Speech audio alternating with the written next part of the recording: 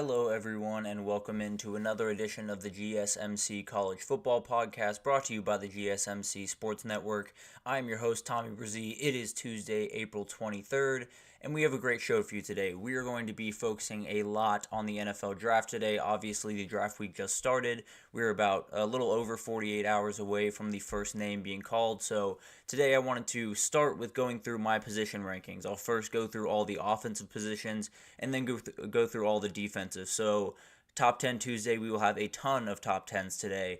But then after we get through all the rankings of all the players in the draft, we will get to some spring game takeaways. We weren't quite able to finish up with all the games that happened on Saturday yesterday, so wanted to get to USC, Florida State, Notre Dame, and Texas A&M today, and then we'll finish it up with a Top 10 Tuesday, and I will give you my favorite players in this draft, my favorite prospects, kind of just guys that I really like the way they play, or I think they're going to be incredible at the next level, what have you. So I'll break that down at the end of the show, but before we jump into everything, I do want to remind you all we get tons of questions and comments throughout the show, and the best way for you all to get your question or comment on the screen, and we can have a fun back and forth here, is to use the tip and donation link at the bottom of the screen, GSMCpodcast.net. It's a huge help not only to us here at the network, but to you all. You get to have your question on the screen, puts you at the top of the list, and we get to have fun back and forth here. But let's jump in and let's start talking about the offensive side of the ball for these rankings, because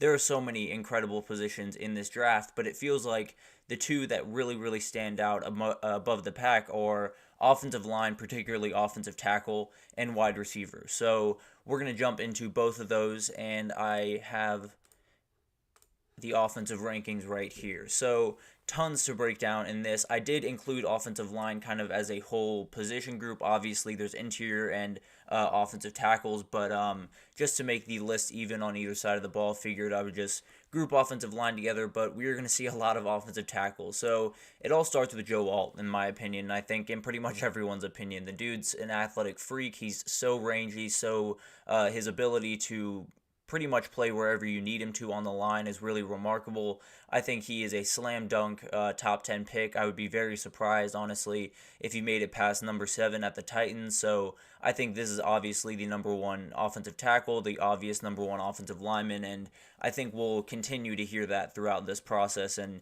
I'm sure we will hear his name first when it comes to offensive linemen in this draft. And then I have J.C. Latham, the Bama right tackle. I think this is a kid that definitely had some tough moments, definitely in that Michigan game, on that final play, got blown up a little bit, but it definitely has elite size, elite athletic ability, and definitely is someone that I think if the Chargers do end up trading down, which I expect them to do with the Vikings, I think this is a guy that could definitely go at that 11 spot to the Chargers, because they need as much protection for Justin Herbert as possible. But then we get into some other guys. We got Olu Fashanu is a guy that just held down that spot at Penn State last year, was a huge piece for that offensive line.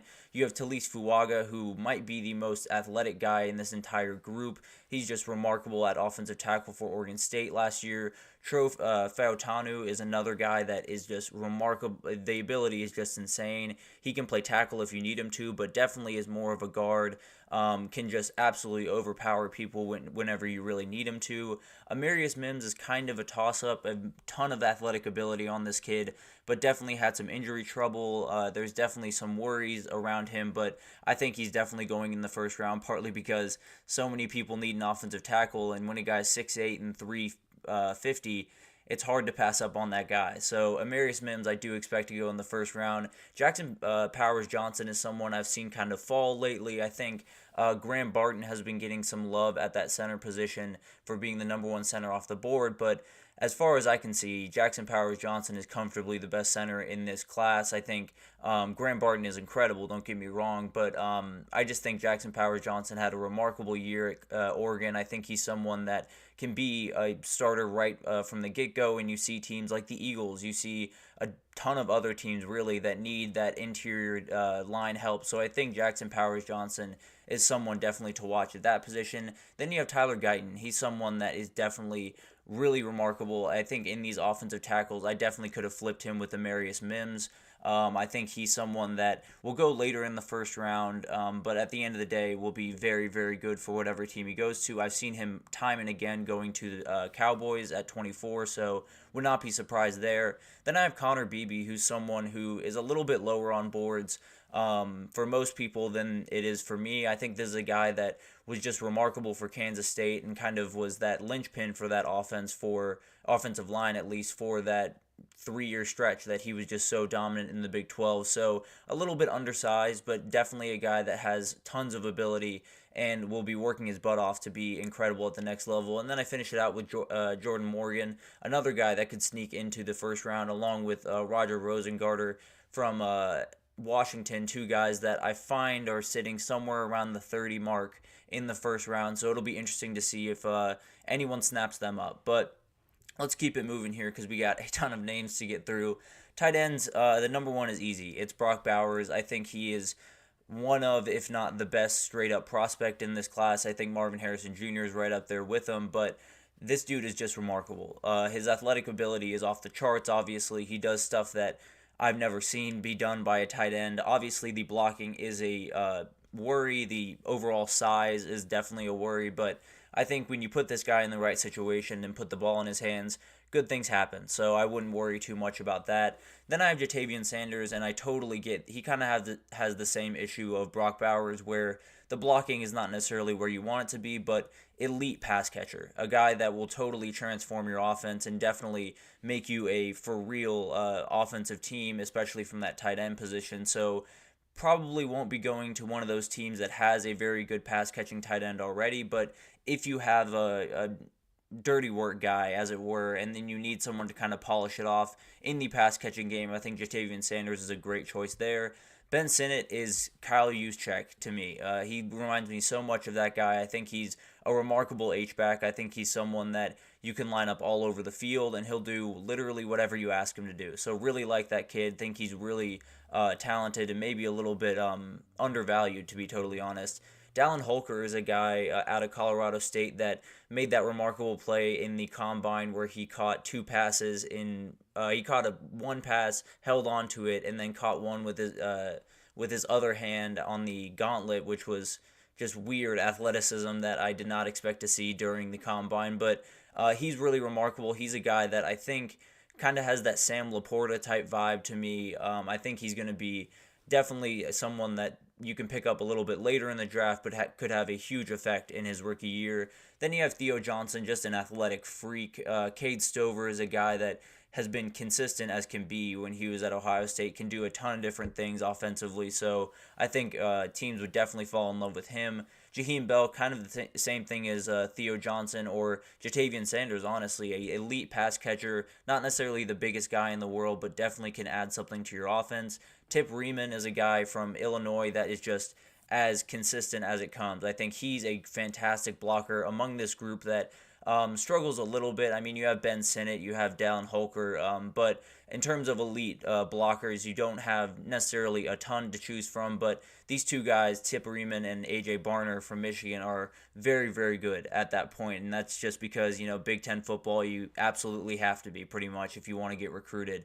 And then I have Devin Culp at 10, and that's someone that is a little bit off the radar for most people, but I think his athletic ability is just insane, and I think he's definitely worth taking a flyer on later in the draft just to get that athletic ability on your team, to be totally honest with you.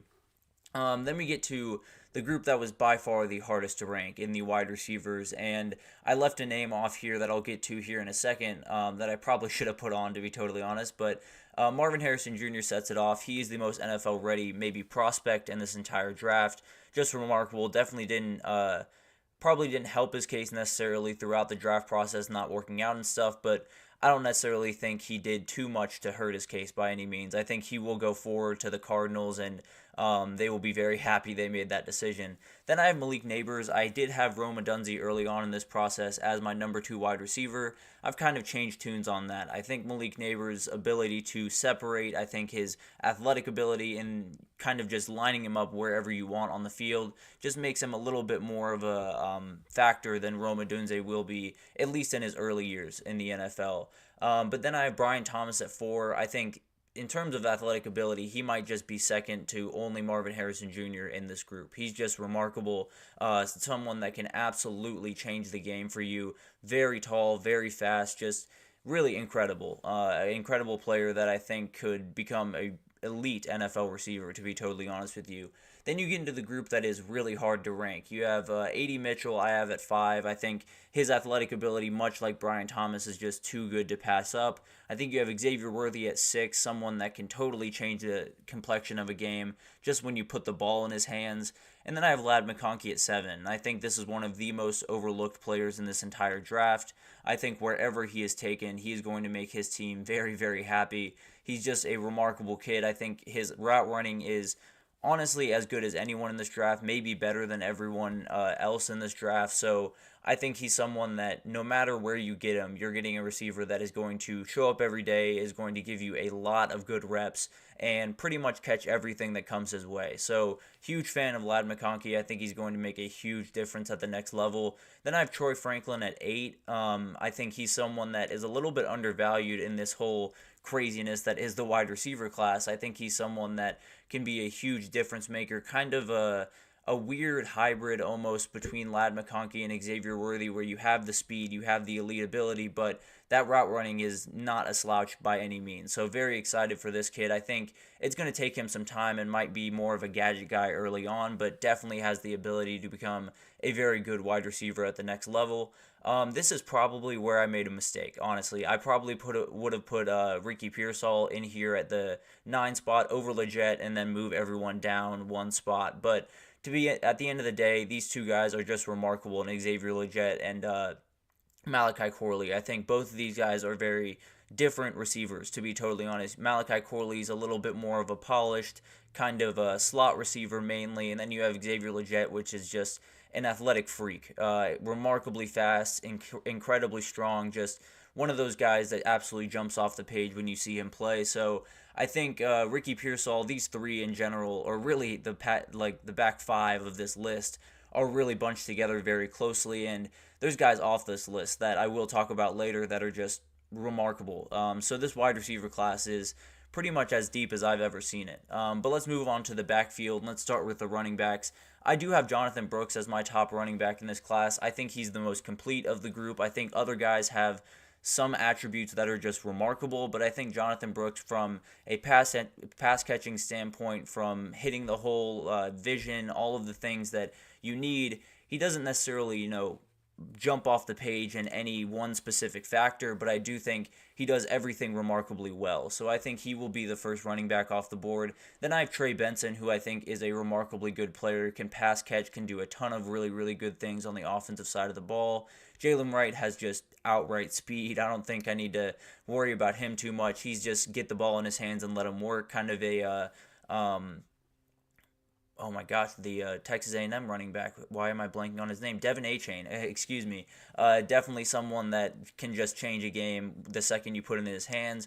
Braylon Allen definitely does struggle catching the ball out of the backfield. That's my biggest worry for him. But if you're a team that just wants to run the ball over and over and over again, I wouldn't necessarily fault you at all if taking Braylon Allen. I think he's someone that can be that down in, down out back, and maybe you'll, utilize his ability pretty early on in his career, but at the end of the day, he's someone that if you're not going to get the greatest pass catching in the world out of him, he can run between the tackles with the best. He might be the best in between the tackle runner in this entire class. So really like him. I think Bucky Irving is one of the most complete of this group. I think him catching the ball out of the backfield is an absolute weapon for whatever team he's drafted to. Would definitely want him next to a established running back, maybe like a Derrick Henry or someone that's a little bit more of a traditional running back. But if you can utilize this kid the right way, he's just going to be incredible at the next level.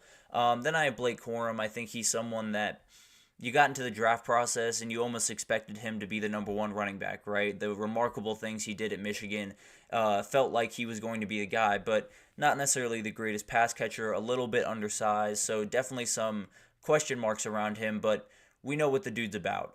He absolutely loves football. I know he's going to put forth his best effort every single Sunday, so I think he's someone that no matter where he goes, I think he will play a part in whatever teams he's on. Audric Estime is a guy that's kind of the same type of vibe. I think he has a ton of ability. I think the pass catching leaves a little bit to be desired, to be totally honest, but definitely has between the tackle ability and is someone that could definitely make a team very, very happy in that short yardage situation. Marshawn Lloyd is a guy that I think is super athletic.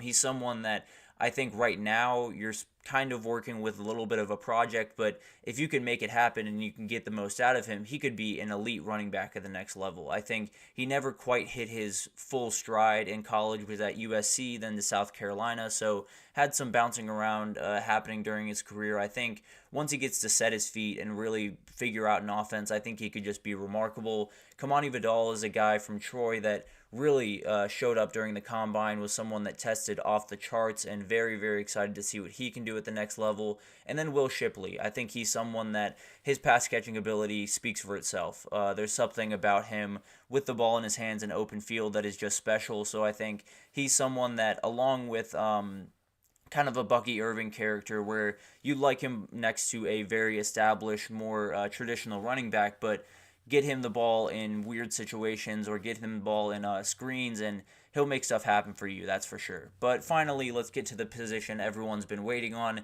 in quarterback. And the top three guys here will be the top three guys off the board in my mind. I think Caleb Williams is the best quarterback prospect, although I do not think there is this massive gap between him and Jaden Daniels. I think is actually very, very slim. I think there's actually a bigger gap between Jaden Daniels and Drake May. Although I really like Drake May, and he is that prototypical pro quarterback that you kind of build in a lab, I think he does make some head-scratching plays where you're gonna want him to possibly sit a year, possibly learn the offense a little bit before you throw him to the Wolves, but he might just be thrown to the Wolves because I think he's going to get drafted number 3 overall to the Patriots, and I think he'll be their starter. I worry that he's going to take a little bit longer to get up to speed. Then I have J.J. McCarthy. I think he's a guy that a lot of people have a lot of opinions on. Some think he shouldn't be drafted even in the first 2 rounds. Some think he should be the second quarterback off the board. I tend to be kind of in that group that I think he has all the tools. I think he has a ton of stuff that you can look at and say, that's really, really good. But there's just not a ton of that, right? There's not a ton of volume. There's not a ton of ability to say, okay, I know he can do that every single play for, a 12-play drive. He can execute an offense. There's no doubt about that. But when it comes to, the elite stuff that you see in flashes, if you could see it more consistently, you feel much more confident in him. But I definitely think he's someone that I think he'll go number 5 to the Vikings. I think they'll trade up and grab him. And when they do that, I think he's being drafted into the best situation of this group. So I think he could definitely succeed, but it's going to take him some time, I think, to be comfortable taking full reins of a offense, to be totally honest with you. Then I kind of get a little contrarian here. I think Bo Nix is just a better prospect than Michael Penix. I think his athletic ability gives him a higher floor, a higher upside as well. I think Michael Penix, the injury history worries me a little bit. I think his throwing motion is a little bit long for me. There's definitely some things in there that just put him at a little bit more risk than Bo Nix would. I don't think necessarily either of those guys are long-term starters in the NFL, but definitely can be guys that could spot start for you or be really good backups in the future. And then you get to kind of the later rounds. I have Michael Pratt at 7, Spencer Rattler 8, Carter Bradley from South Alabama at 9, and then Jordan Travis to round out the list. So a group of quarterbacks that are kind of confusing to peg. I think Caleb Williams is comfortably number 1 pick. I think you can pretty much pen that in right now. But at the end of the day, I think Jaden Daniels is someone that is an absolute game changer. He's someone that I think if you draft him, and if for some reason, it's not going to happen, but if for some reason the Bears were to draft Jaden Daniels over Caleb Williams, I might be one of the few people in the world that does not mind that decision at all. So it'll be really interesting to see this class develop. I think there's a lot of talent in this class. I worry that there's not too many sure things in this class. Maybe zero sure things in this class, to be totally honest with you. But I think when you look at Caleb Williams, the ability is impossible to deny. And then Jaden Daniels is just remarkable. And then everyone else, I have a pretty big question mark next to their name, I'll be honest. But that will do it for the offensive rankings. I know that's a ton of names to get to.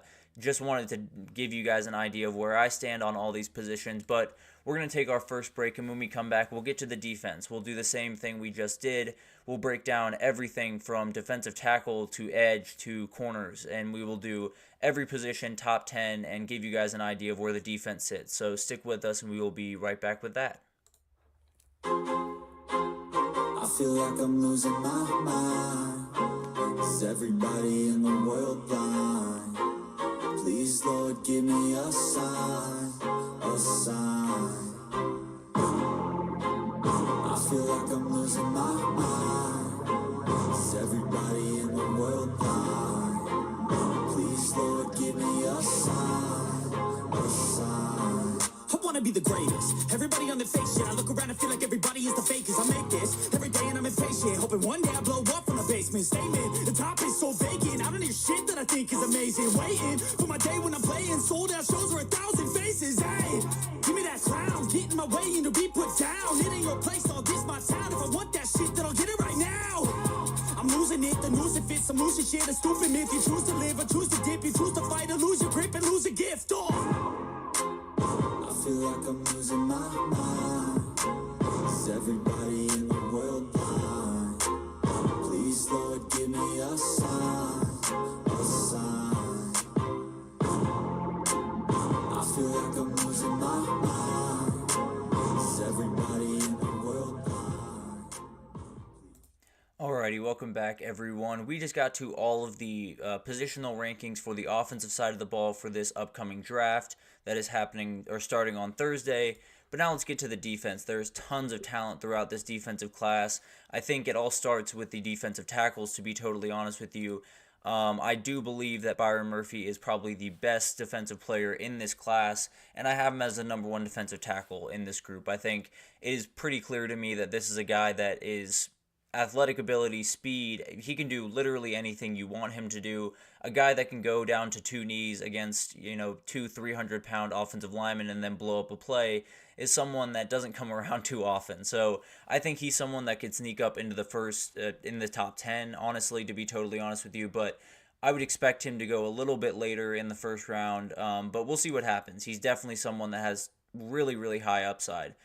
Johnny Newton is a guy from Illinois that definitely is kind of the same build, definitely a little bit more of a run stopper, but has remarkable athletic ability as well. Is someone that has played remarkable football in the Big Ten, although being a little bit overshadowed while being at Illinois. I think he's just a remarkable player and definitely will be a first-year starter, will definitely be a huge run stopper to start, and then you kind of just let him loose and do his thing. Braden Fisk is one of the more underappreciated prospects in this entire group. I think he's just remarkable. I think his ability, we saw it towards the end of last season when they absolutely needed him. He showed up huge in those games. So I think he's someone that can totally change the way a team plays their defensive fronts because he's so versatile, because he can play inside, outside, 3 technique, 5 technique, or 1.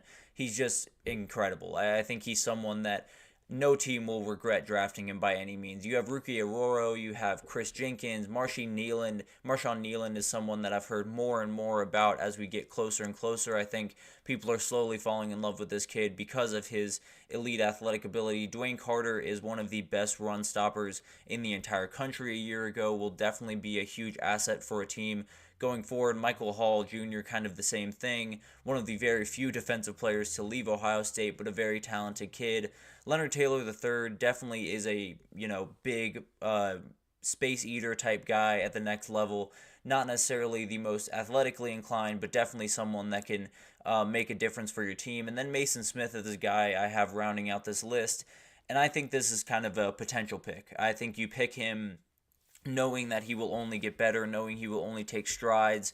And I think, honestly, I've said this a couple of times on this show, that I think he should have gone back to LSU for one more year, but he's made his way into the NFL, and he can still develop there. It will just take a little bit more time, I think, than some other guys on that list. But let's move over to edge rushing, and this is another group that is just remarkably deep. One of the best groups in the entire class. I think offensive tackle and wide receiver are the only ones that really have this beat. But I start with Liatzi Latu. I think he is the most complete, most professional rusher in this entire group. I think he's someone that honestly, I wouldn't be surprised if he showed up next year and had 10 sacks as a rookie. I think he's so complete as a pass rusher, and I think there are some worries technically about his overall athletic ability, but when you see that guy get have so much in his bag in terms of pass rushing, it's hard to pass up on him. Then I have Jared Verse at 2. I think his athletic ability is off the charts. He plays the game in such an aggressive style. I think he's someone that is going to really jump off the page. Will probably go later in the first round if I had to imagine, but definitely has the ability to be a big time player pretty much right away. Dallas Turner has been the guy that has been pegged for quite some time, honestly, as the number one defensive player off the board, but I just don't necessarily see him on the same pedestal as some other people do. I think his athletic ability is remarkable. I think he could definitely be a game changer.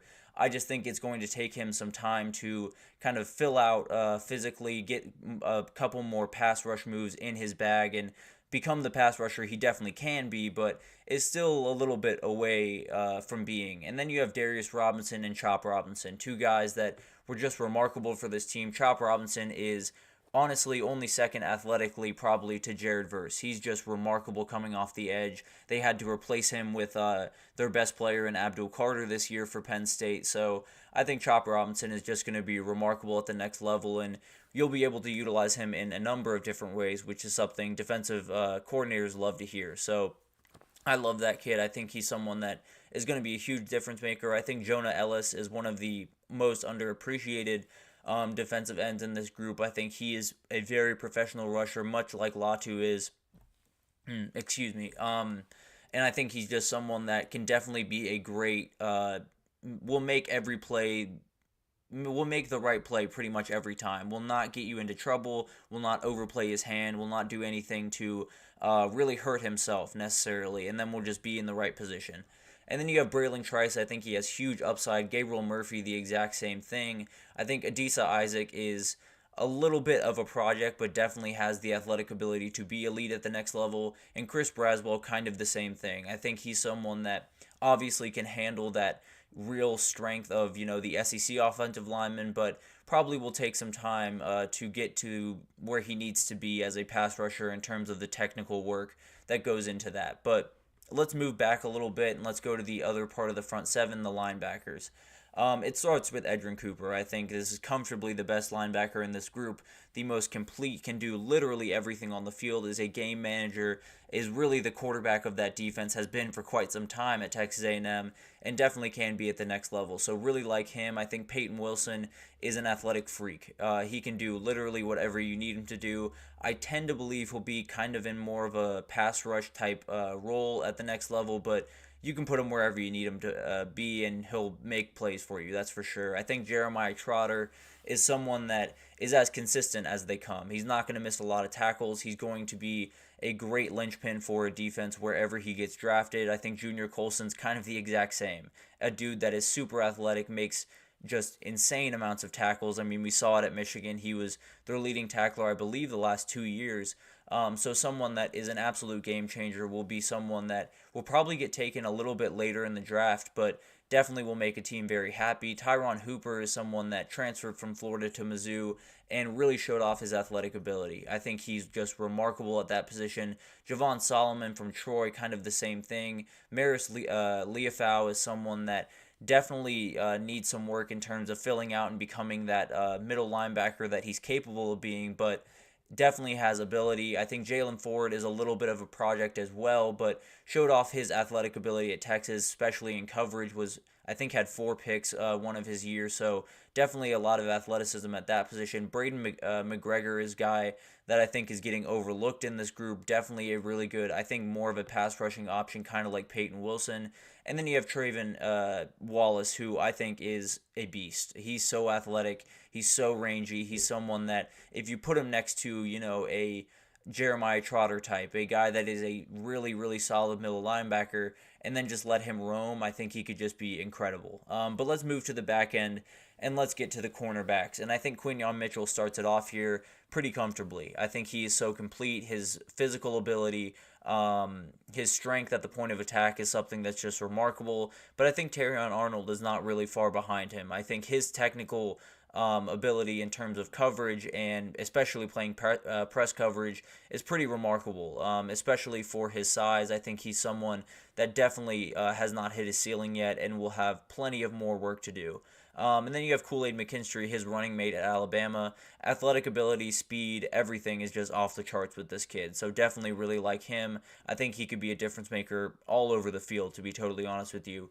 Cooper DeJean is a guy that won't just make his money as a cornerback, will definitely be a punt returner at the next level and will make some plays there. There's no two ways about that. Nate Wiggins has athletic ability out the wazoo, is someone that is as fast as anyone in this entire class, can definitely make up ground if he, loses a guy possibly in zone coverage, can definitely make up ground and make a spectacular play. Kamari Lassiter, in my opinion, is the most underrated of this group. I think he's someone that, if you look at his time at UGA, there were very few times where this guy got exposed. There's definitely some speed related issues, I think, but put him in the right situation, probably a boundary corner, I think he's someone that could be a total game changer. Then you have Mike Sandristrill. I think he's someone that is kind of in an interesting position because he is a slot corner, is not necessarily as highly touted as the rest of these guys, but is just remarkable. Plays football the right way, plays football like he's got rent due, is just remarkable. So I think he's someone that I really expect to be a huge game changer at the next level. I have Enos Rackstraw and Chris Abrams-Drain here, the Mizzou duo at 9 and 10. I think they're a really remarkable group. I think Enos Rackstraw is just a little bit more physically capable, at least to start off his career, I think.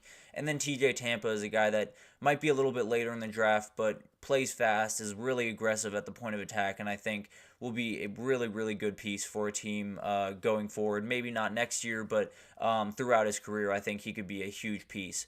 And then we'll get to the safeties, kind of probably the worst position group in the entire class, to be totally honest with you, but still some really good names here. I start with Javon Bullard. I think he plays the game the way you want a safety to play the game. Definitely a little bit more of that nickelback kind of position, but can play boundary safety, can play free safety, and just flies downhill. Someone that teams are going to absolutely fall in love with in practice because he's going to pop pads, that's for sure. I think the guy right behind him is Cole Bishop. I think he's a very complete player, can definitely do a ton of different things. Will be someone that might take a little bit of time to fill out physically, but definitely plays the game really strong. Doesn't make a lot of mistakes by any means, and is definitely someone that, while he was at Utah, was the linchpin of that back end for sure. Then you have Tyler Nubin from Minnesota, really remarkable player. Jaden Hicks keeps getting love from Washington State. I think he's slowly climbing up the boards.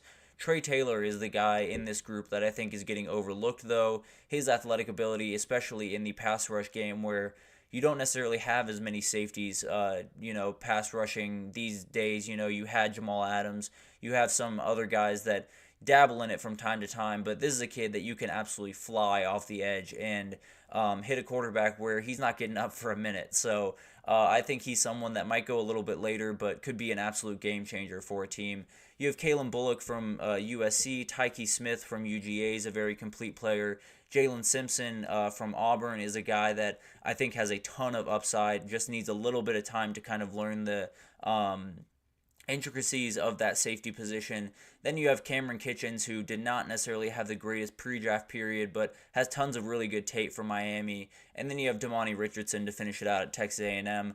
All, guys that definitely have some question marks. It could be a class that has maybe only one or two of these guys actually hit, and some of those guys could not be on this list.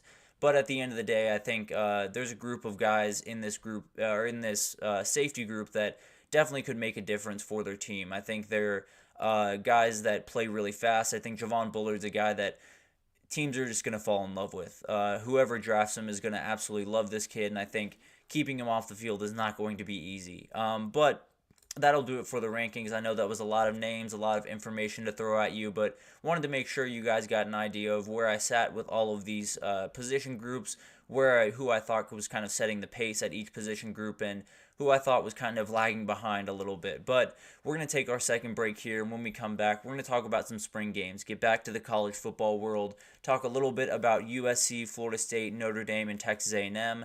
They were in action on Saturday, and there was a lot to talk about. So we will break that down right after this. So stick with us. Looking for your daily fix of sports talk without having to pay for it? GSMC Sports Network is available on YouTube. Just search GSMC Sports Network. Get your fix of daily sports talk shows on YouTube, absolutely free. NFL, college football, NBA, MLB, MMA, UFC, fantasy football, and so much more. GSMC Sports Network has shows running all day long, with new sports shows starting every 2 hours. Just like on your favorite cable sports channel, except GSMC Sports Network is absolutely free. Just search GSMC Sports Network on YouTube to catch one of your new favorite shows, like the GSMC College Football Podcast, Chip Shot Football Podcast, Hoops and Heels Women's Sports Podcast, GSMC Basketball Podcast, and so many more. Check it out for yourself. GSMC Sports Network, now available on YouTube absolutely free. Search GSMC Sports Network on YouTube right now. Alrighty, welcome back everyone. We just talked about the defensive positions in the NFL Draft, gave you my rankings for all of those positions. Definitely a lot of names. I apologize for all of the names and the inundated of information, but let's get to spring games. We talked about this a little bit yesterday. We got to Texas, Oklahoma, and Michigan, but tons of more games to break down. So let's start with USC. And this one was not necessarily what I expected, to be totally honest with you. The defense made a number of really good plays during this game, especially on that back end. Now, the problem with that is the quarterbacks did not play very well. Jade Mayava and Miller Moss both had picks during this game. Jade Mayava had probably a little bit of a better game, but neither had the day that they wanted, and that's definitely not what you wanted to hear or what you expected to hear if you're a USC fan. I think when you look at this defense, obviously you want to see good signs from it. Obviously you want players to be making plays, so definitely good to see the back end making some of those picks, but at the end of the day, at the end of the day, I think when you're USC, the quarterback is where your money is made, and it has to be. So Miller Moss is someone that absolutely exploded onto the scene during the bowl game, but it's kind of tapered off slowly, or has, I guess, tapered off throughout the spring and had a really tough day, but I think he's still the starter for the time being. It'll be really interesting to watch this unfold because it doesn't feel like USC necessarily has what they want at quarterback, at least right now. But the defensive line, we talked about the back end. It was really solid for most of the day. The defensive line was not. There was pretty much not much to be talked about with the defensive line. They had one tackle for loss on a sack later in the game, so not necessarily the production that you were needing. Now, Bear Alexander did not play, who is expected to be the best player on that defensive line, but you need more guys. Last year, you saw Bear Alexander, do his best to fight through double teams and all of that type of stuff, but when you don't have multiple guys on that defensive line, it gets a little bit tough for that one player to be the difference maker that he's capable of being. So overall, I think this defense is making strides. I think D'Anton Lynn has come in from UCLA and made some differences pretty much right away. It feels like this team plays with more energy. It feels like on defense they just play a little bit harder than they have in the past, which has been a problem for Lincoln Riley's defenses and for quite some time, but he's finally started to make some strides to fix that, and I think it's definitely moving in the right direction. Now, I want USC fans to not get too excited because it's going to move rather slowly in that direction, to be totally honest with you. I don't necessarily think they're going to be, overly hurting necessarily for these next couple of years, but it's going to be tough. I think they will be pretty much well below average this upcoming year. I think it's going to be incredibly tough to even be average this upcoming year just because of the personnel they have. Now they're doing incredible things to rectify that throughout the next couple of years, but at the end of the day, that takes a ton of time. To build out what Lincoln Riley is picturing in his head is a really hard thing to do. So I think USC has taken steps that I honestly had not expected them to take at this point, but still a very long way to go. But as we talked about, the quarterback play was not ideal. Jade Mayava did show off his athletic ability with some designed runs during the game, but there's not necessarily that elite guy that you've had with Lincoln Riley offenses in the past. I think Miller Moss will likely be the guy that lines up under center in week one, but who knows? There's a ton of question marks around that position right now where I'm sure USC fans did not necessarily expect to see question marks. I mean, all three quarterbacks for USC combined for 396 yards, 2 touchdowns, and 4 picks, with Miller Moss throwing 2 of them. So there's not a lot to be super happy about necessarily at the quarterback position, but when you have Lincoln Riley, you got to give him the benefit of the doubt. You got to feel like he's going to be able to figure it out. So I think they'll be just fine. I think they're kind of in a weird spot where I expect them to honestly struggle as they step into the Big Ten, but I think they're making the right steps. I think it'll take time, especially with making the step into the Big Ten where physicality is only going to ramp up and the aggression is only going to ramp up. But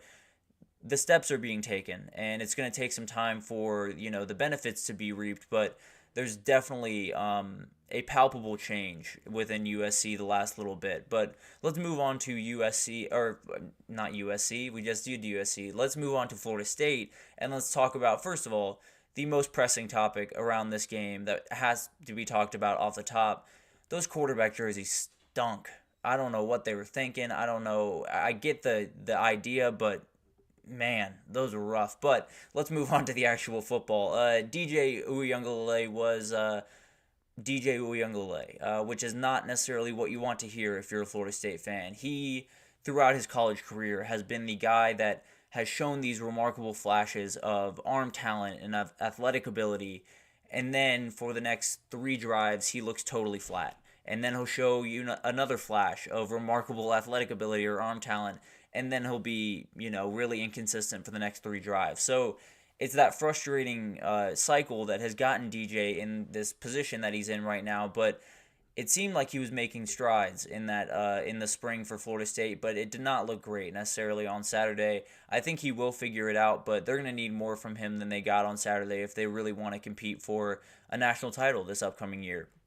The good thing for them is the running game looked really strong. You had guys like Roydell Williams, who came in from Alabama, Lawrence Toafili, who was a huge part of that offense down the stretch as they dealt with Jordan Travis not being in the lineup. You had Keziah Holmes also had a touchdown. Jalen Lucas showed off his athletic ability. So tons to work with in that running back room, but you're going to need DJ to give you a little bit more, even with that running game probably being as good as it's going to be. The defensive side of the ball looked really solid, pretty much top to bottom. I think the back end looks really elite. You have Fentrell Cypress coming back for a second year, but Azariah Thomas is someone that really showed out in this game, is definitely someone that could be kind of the next, big-time cornerback at Florida State, could definitely be their lockdown guy, their number 1 guy this upcoming year. Super physical, I think. He's someone that is going to be huge. I think this entire group, to be totally honest with you, on the back end for Florida State might be the strength of this defense. But the edges are giving them a good run for their money. I think the play from the edges were just remarkable on Saturday. You have someone like Marvin Jones coming in from UGA. He showed off his athletic ability. You have tons of other guys at that position that are going to make difference-making plays, but Marvin Jones is someone they probably needed to come in and make a couple of plays to start off, and he did exactly that. But one of the biggest takeaways from the day, and definitely the low light of the day, was Malik Benson, their expected number 1 wide receiver, being carted off with an injury. Has plenty of time to get healthy, so hopefully he can get healthy and get back on the field, but definitely not what you wanted to see if you're a Florida State fan. But let's move on to Notre Dame. And Notre Dame has plenty to look forward to in 2024. It feels like that defense is coming together really, really well. Probably will be one of the best in the country. You have Riley Leonard.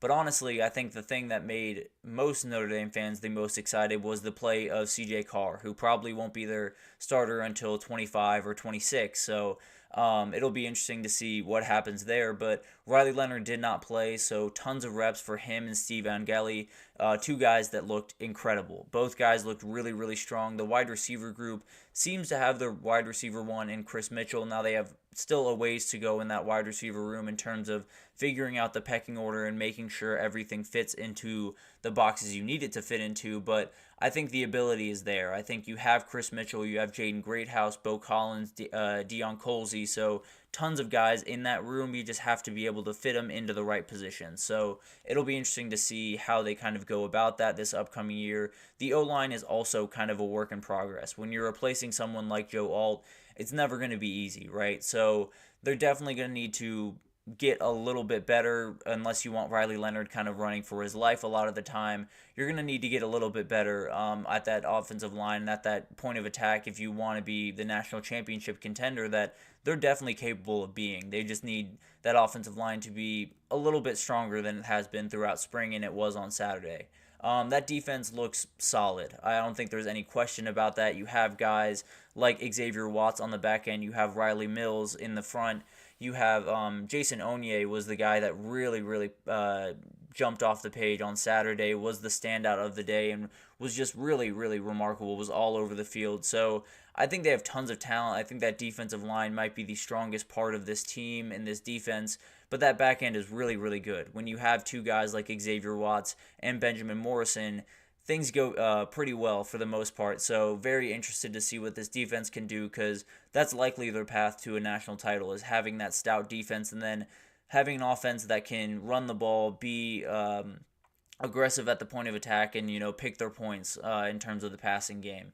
So I think they're really a good O-line away from being a playoff contender. I think Riley Leonard will make these wide receivers look a little bit better because he's going to be able to put it on them, and on target, on time is 90% of the battle in college football. So I think this is going to be a good team. There's a couple of positions that just need a little bit of fine-tuning is really the only thing that Notre Dame needs at this point. But let's move on to Texas A&M, and tons of players were out for this game, so we'll touch on a couple of things here, but not necessarily as deep of a dive on this one. The back end of the defense looks really strong in Mike Elko's first year. There were tons of elite passing attacks in that SEC, so they absolutely have to be stout on that back end, but it feels like they brought in some guys from the portal, they brought in some guys from high school, but there were definitely some guys already there that could play some really good football. Losing a guy like Jacoby Matthews to the portal is really tough, but the ability is still there on that back end, and with someone like someone like Elko calling the shots, I think they'll be just fine, to be totally honest with you. O-line is the position group that I think definitely has a lot of ability, definitely has a lot of guys that when you look at their high school rankings and you look at their measurables, is just remarkable. It just hasn't quite coalesced into a good starting five yet, but I think it definitely will. I think it's a group that will slowly start to kind of find their pacing. I think fall camp will be hugely important for them because you kind of have to hit the ground running. You play Notre Dame very early on in the year if you're Texas A&M, so you pretty much have to be ready to go from the get-go. So that O-line will be a huge thing to watch throughout summer into fall camp, but I think they'll be okay. I think the names there, I think they have enough guys to where they'll be able to mix and match and find the five that will make this work. But the guy that really stole the day was Nick Scourton, the transfer from Purdue, had 2.5 sacks, 3.5 tackles for loss, a pass deflection, did just remarkable stuff. Shamar Stewart, another guy on that defensive line, had 7 tackles and a sack on the day, so this line is going to be aggressive. They're going to be very good. They have tons of talent on that line, as you have seen through the last couple of classes, but it feels like they're starting to come together and have a couple of guys that are absolute game changers in Scourton and Stewart, so very excited for this team. I think everyone knows about Texas A&M. The talent level is not to be questioned. I think there's a ton of really good players on this team. I think Connor Wegman is ready to take that next step forward, but the coaches putting them in winning positions is going to be the decider, and they have a really solid staff there, so they should be able to do that, but they'll be very interesting to watch because the last couple of years it's been a ton of ability, not a ton of results, but we'll see what happens with them. I think they definitely can hit a really high ceiling, but could hit a pretty low floor, to be totally honest with you, this upcoming year. So it'll be interesting to watch. Spring games are starting to kind of wind down. We definitely do have a couple more this upcoming weekend and going on into the next couple of weeks, so I will break those down as they come, but that will do it for this segment of the spring game takeaways, and when we come back, we're going to talk about a Top 10 Tuesday, and I will give you my favorite prospects of this class. This could be guys I just really like watching, guys that I think play the game the right way, guys that I think, are cool, I don't know, but these are just 10 guys that really stand out to me that I think will be total difference makers at the next level that maybe are getting overlooked right now, but we'll be right back with that, so stick with us.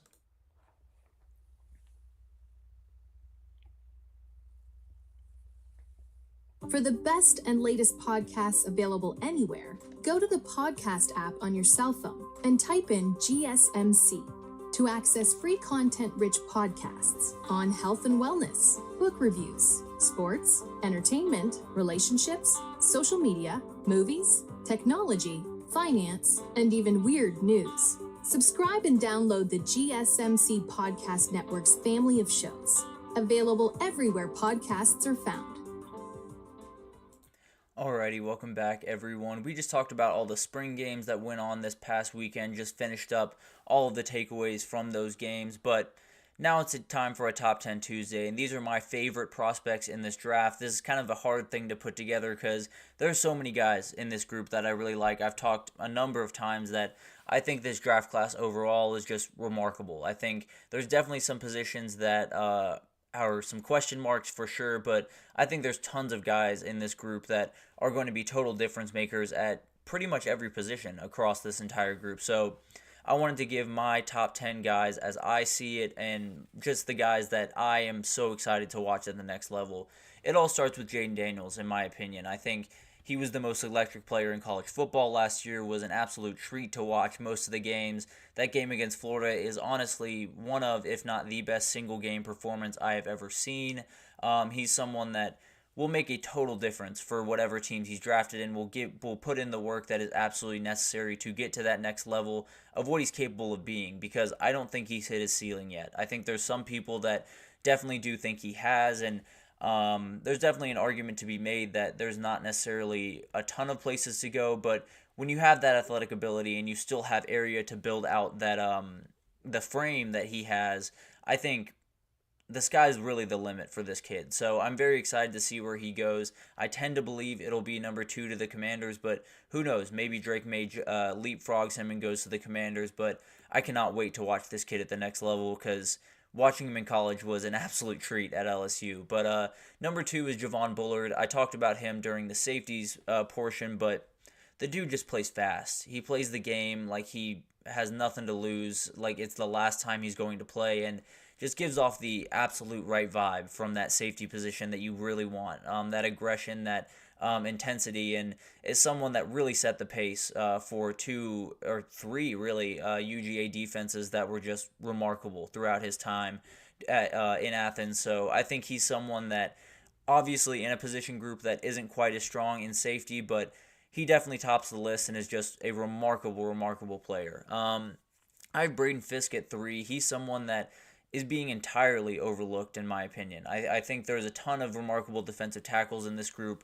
I think Byron Murphy sets the pace, obviously, but Braden Fisk is someone that no matter where you get him, you're getting a very good football player. You're getting a guy that's going to show up first, leave last. He's going to do everything the way that you want him to do it. And then when he shows up on Sundays, he's going to make a couple of plays for you. So I think he might take a little bit of time to fully get up to speed at the next level, but once he does, watch out, because I think this kid is absolutely insane. You have Troy Fautanu at number 4 for me. I think this is one of the most dynamic offensive tackles offensive linemen, in this entire group. I think he can play inside, outside, is a great run blocker, can pass block, can do just remarkable amounts of things. I think he will be a first-year starter for whatever team drafts him, and whether it's at that guard position or honestly if you wanted to move him out to tackle if you absolutely needed to, he probably has the athletic ability to do that. So it's just remarkable what this kid is capable of. Was incredible at Washington a year ago, and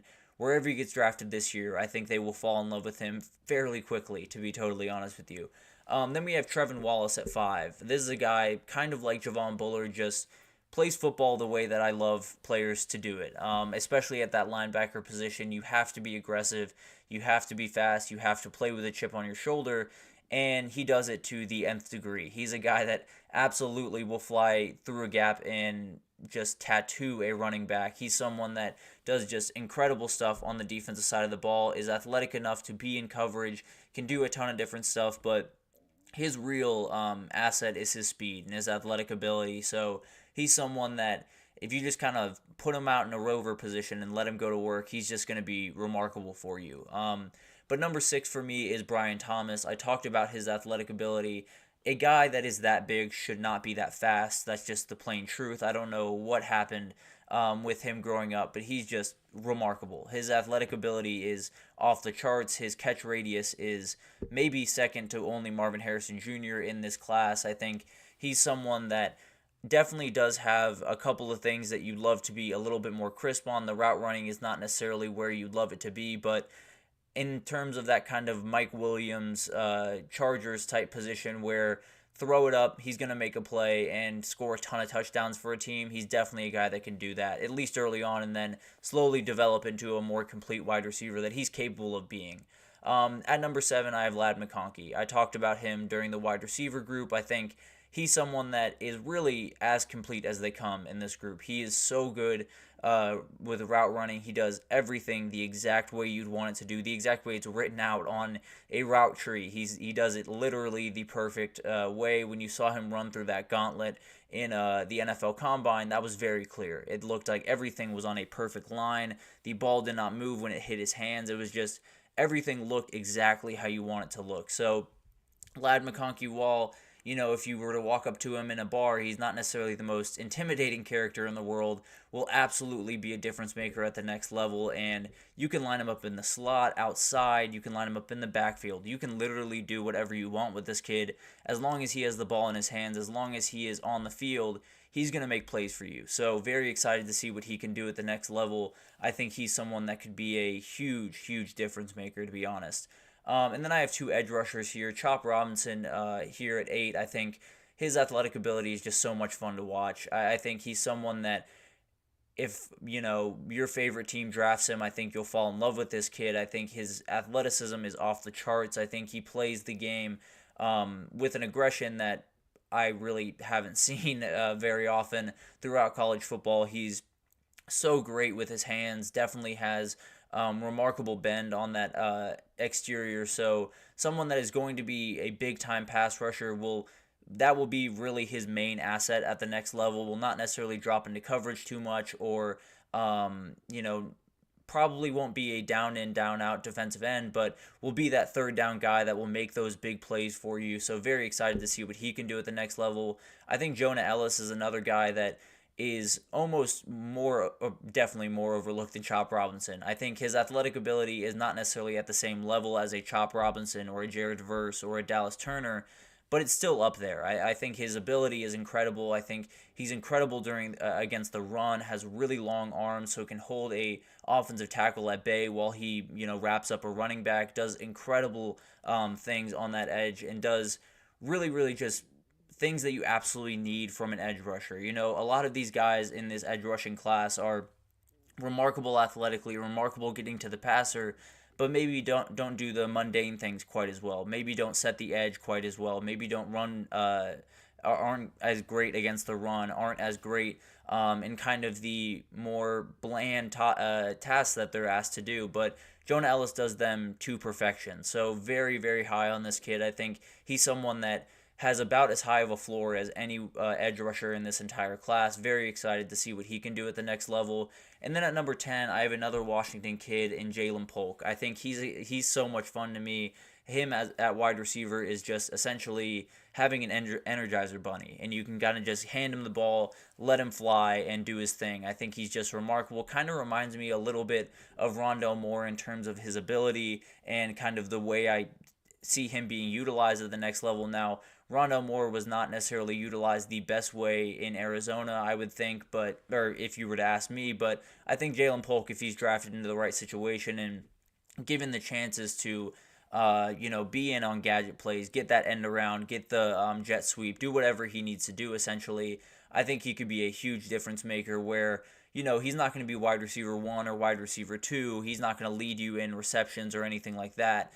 But he's going to make a couple of plays that could affect games and could, affect the outcome of tons of stuff happening with whatever team he gets drafted to, not only this year, but down the road. So I think he's someone in this wide receiver class that is just packed to the gills, someone that you can get probably in the 3rd or 4th round that could be a difference maker pretty much right away. But there's tons to get through in this NFL draft. We will continue getting to it throughout these next couple of days. I think there's so much build-up to this draft. I feel like there's been insane amounts of talk about, Caleb Williams and the different ways that people are trying to knock him down, whether it's going to be Jaden Daniels or Drake May at number 2, what's going to happen with J.J. McCarthy.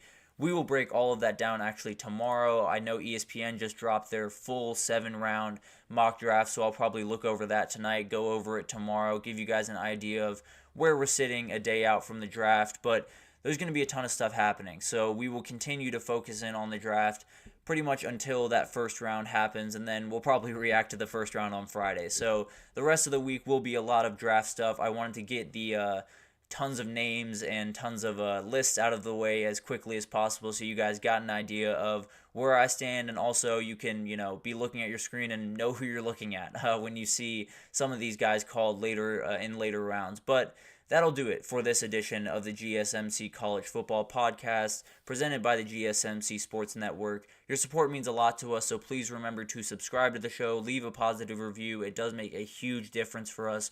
Also, follow us on Facebook, Twitter, TikTok, Instagram, all of the social pages for every update and all the content you could possibly need. We have people covering baseball, basketball, women's sports, wrestling, soccer, everything you could possibly need in the world of sports. We have you covered, so definitely tune into every show that we have going around the GSMC network. But thank you once again for tuning in, and I will see you guys tomorrow.